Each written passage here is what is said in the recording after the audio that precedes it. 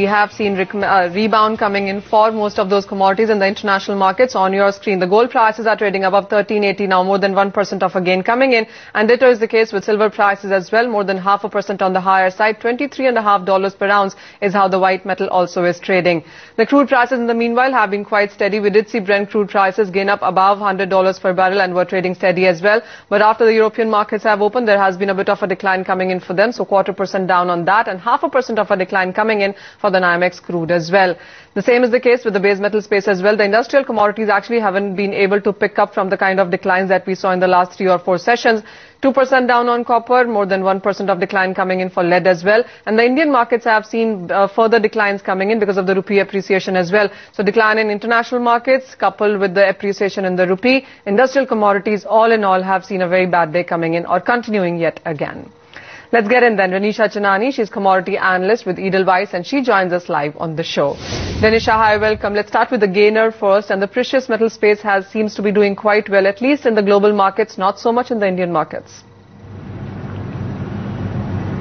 Hi Manisha, yes, gold and silver prices have rebounded from yesterday after the carnage we saw last 2 days.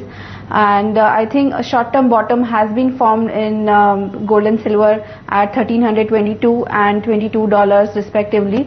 But prices have stabilized, but I think ETF holdings are still continuing to fall. Even yesterday we saw outflows in SPDR gold ETF, and we have seen almost 75 tons of outflows in last 1 week and more than 200 tons of outflows in SPDR ETF in last 3-4 months. So still sentiment is negative, investment demand is still waning. So a little bit of recovery would be there, but overall view would be sell on release. At MCX, prices would be more pressurized because of rupee appreciation, and I think prices would consolidate a little bit. I expect gold would consolidate in the range of 25,000 to 26,000 in a short term, and silver would consolidate in range of 43,500 to 45,500. Renisha, this is about the intraday markets though. If somebody wanted to take a position from slightly longer term perspective, what would you advise them? 25 to 30% perhaps entering into market with that kind of a fund? Is that what you would advise? We know that gold has entered into a bear market now, and the kind of recovery we used to see earlier and rebounds, V-shaped recovery we used to see earlier, I don't expect this to happen this time now, and I expect prices to remain in this lower ranges for a longer period of time. So there is no hurry to accumulate gold now. We'll see still new down levels coming in. So I would not advise anyone start investing at this current level. We have still more room for downside, so there would be ample of time available later on to enter in this market. Renisha, we'll take your word for that though. How are the crude prices looking? Because the decline there has continued for a 4th or 5th day in a row there as well. How are you looking at the prices now in the Indian markets? Yes, crude prices have been battered due to demand forecast downward, which have come last week from EIA, OPEC and IEA. Also yesterday we saw IMF downgrading the global growth forecast.